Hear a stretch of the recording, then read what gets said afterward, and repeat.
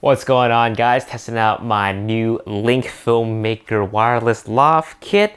Actually got this for a really sweet deal.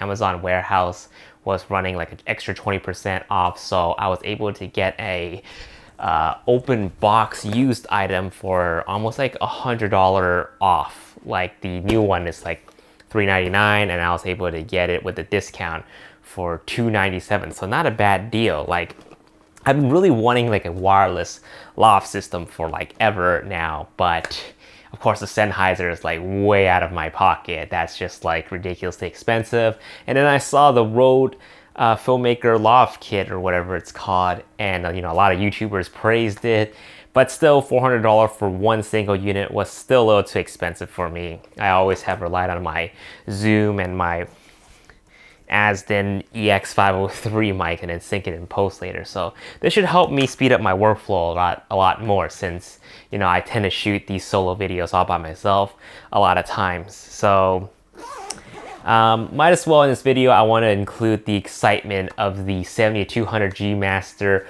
price release. Like, they finally released the price for that lens, and it's going to cost about $2,600 US.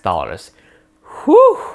A lot of people has been like, oh, I'm just so glad it's under $3,000, because we all speculated that it's going to be like $3,000 or $3,500, or even there's like a leak price of $1,500, but that's just too ridiculous. So $2,600 it's still okay. Like, I have enough budgeted for that lens, so they're gonna be available for pre-order on July 13th on B&H and Adorama, I believe. So I want to place an order then. Hopefully it'll come before August so I can start shooting with it, because there's a lot of concert gigs, a lot of portrait gigs that are coming up, and that lens is gonna be gonna be good for all those shooting. I really need it right now.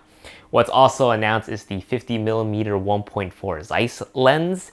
While the image quality looks awesome to me, I don't think I'm gonna upgrade from my 55 1.8 Zeiss, because that lens is the lens I'm shooting right now. Is super light, super sharp, really digging it. You're seeing like all my unshaved beard right here, and my pimples and my blemishes. That's how incredibly sharp this lens is already. And I feel like a 1.4 is not that much of a difference. Well, I'm sure there's a huge difference, but in terms of like the trade-off, the size and the wider aperture, it's just not worth it for me.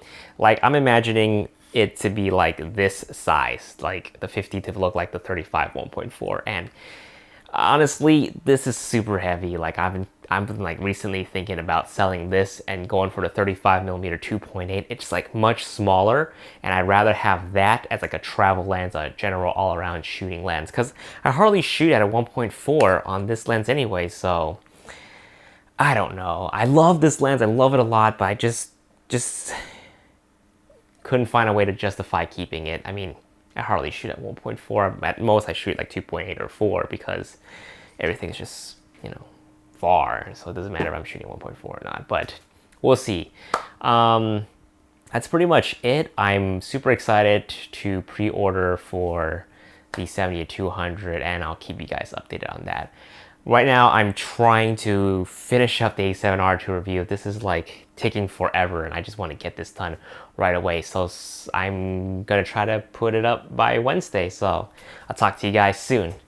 Peace.